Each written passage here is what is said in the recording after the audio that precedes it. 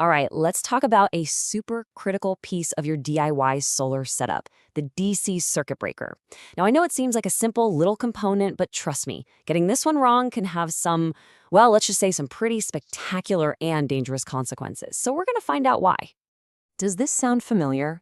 You've spent all this time and money building your system, you've double-checked all the specs, but something just isn't right.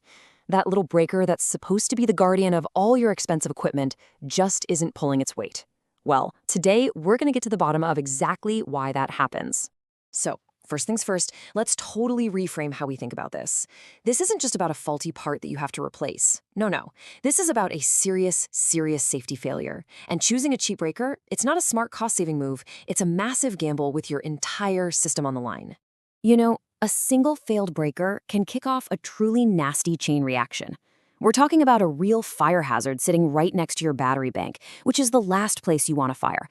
The heat can get so intense, it literally melts the breaker's plastic casing, it can cook the insulation right off your wires, or, and this is the scary one, it can weld the internal contacts completely shut. At that point, your safety device has literally become a permanent part of the problem. So, why are DC breakers so tricky? You'd think a breaker is a breaker, right? Well, it turns out it's not just about good or bad build quality. It's about the fundamental physics of direct current itself. So let's dive into the science just a little bit. Okay, check this out. The AC power in your house, the stuff coming out of the walls, it has a built-in safety feature. The current is constantly reversing direction, right? And because of that, it passes through 0 volts dozens of times every second. That little moment at zero, called a zero crossing, gives an electrical arc a chance to just fizzle out. But DC power from your batteries, oh, that is a relentless one-way street of energy. There's no break, there's no zero crossing, and that allows a really dangerous electrical arc to just keep going and going, generating a ton of heat.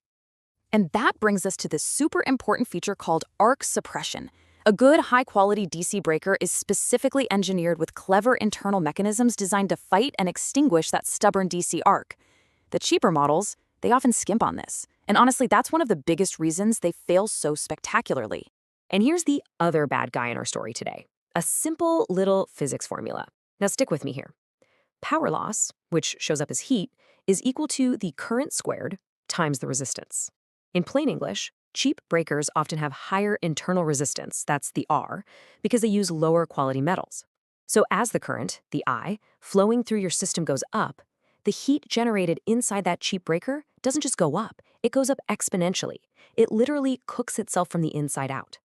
All right, enough with the theory. We wanted to see this for ourselves, so we put it to the test. We staged a head-to-head showdown, one budget-friendly DC breaker versus a high-quality model, just to see what would really happen under a real-world load.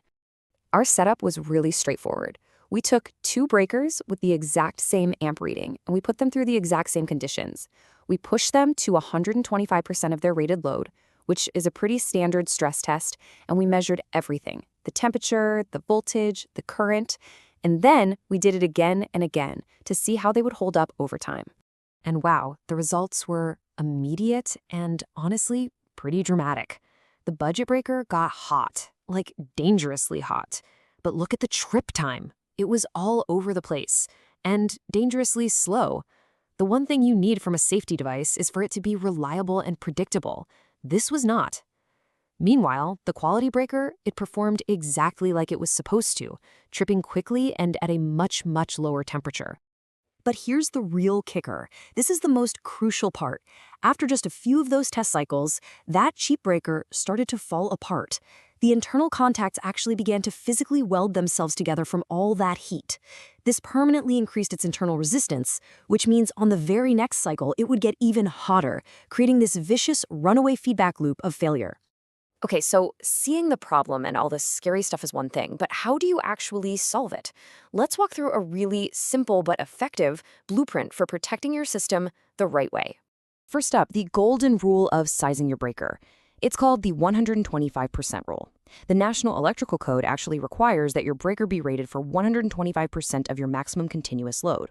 This makes sure the breaker doesn't just trip all the time under normal conditions, but it's still sensitive enough to protect everything when a real fault happens. It's a dead simple formula that takes all the guesswork out of it.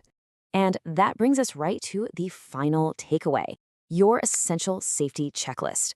First, and this is non-negotiable, make sure the breaker is specifically DC rated. Never, ever use an AC breaker in a DC system.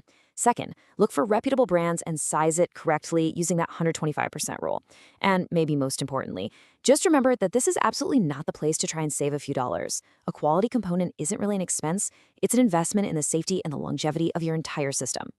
So it really all comes down to this one question, doesn't it? When you really think about the potential for fire, for catastrophic equipment failure, and for the complete loss of your entire investment, is saving a few bucks on one tiny component really worth that kind of risk? I think you know the answer.